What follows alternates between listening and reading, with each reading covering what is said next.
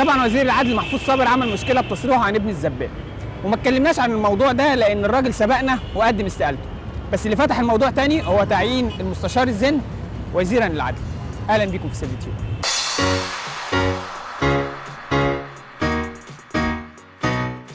ممكن لو ابن عامل نظافه ممكن يتعين؟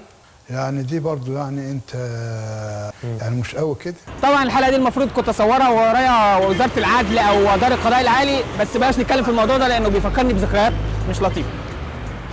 وزير العدل بتصريحه ده تحس انه كان عايز يقول حاجه تانية. مش قادرين تفهموا ان طبيعه الكون نفسه لا يمكن تديكوا الفرصه ابدا انك تفسدوا علينا حياتنا. مش هنقول انها عنصريه ولا طبقيه لانكم اكيد عارفين الكلام ده كويس، لكن هنقول انها بتقطع امل شريحه كبيره من شباب مصر الشريف. ربنا بينزل حكمة وعلم ونور في عقول ولاد الغلابة اللي زينا أحسن من ولاد الوزراء. ليه؟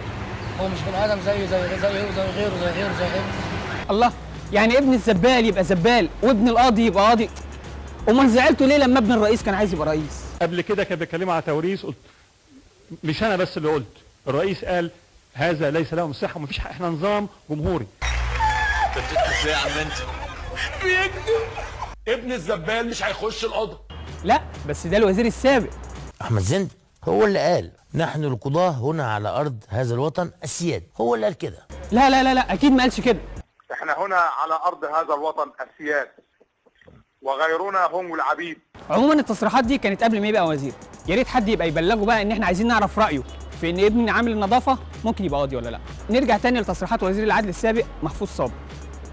من غير بقى الجو المثالي اللي بنعيشه على الفيسبوك والمثاليه الزياده، الكلام اللي اتقال حقيقي. حتى لو دفنا راسنا في الرمل وكاننا ما نعرفش اللي بيحصل في الشارع، وكاننا ما سمعناش حاجه عن كشف الهيئه اللي بيحصل كل يوم. انت والدك بيشتغل ايه يا طه؟ موظف يا فندم. موظف ولا حارس عقار؟ يا فندم ما هو حارس العقار موظف برضه. صراحه اللي بعده. دي الحقيقه اللي كل الناس شايفاها لكن ما حدش عايز يعترف بيها. ابن الزبال مش هيخش القضاء حتى بعد الاستقالة. حتى بعد الاستقالة. حتى بعد الإقالة. حتى بعد الإقالة. لا مش هيقبل. ابن عامل نظافة مش هيقبل. بس طبعا ليس كل ما يعرف يقال، وعشان كده وزير العدل استقال وساب جوانا امل ان يجي اليوم ان انجي تتجوز فيه ابن الجنيه. تكنيلة في غباوتك، تصدق واد علي انت غبي؟ تكنيلة في اللي ربوك، اخس عليك. الخلاجات ما هتغيرش اصل اللي لابسها يا ابن الجنايني. انا يستحيل اوافق على جوازك من علي ابن الجنايني. مين وصل لعلي اني هتجوز علي؟ ايه؟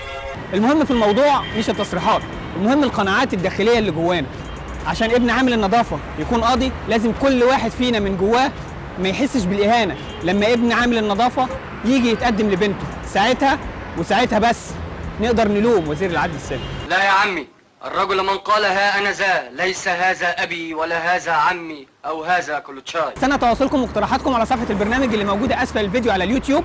اللي ما عملش سبسكرايب يعمل، ويا ريت تقولوا لنا لو في اي ملاحظات علينا وربنا يقدرنا ونصلح من نفسنا. اشوفكم الحلقه الجايه.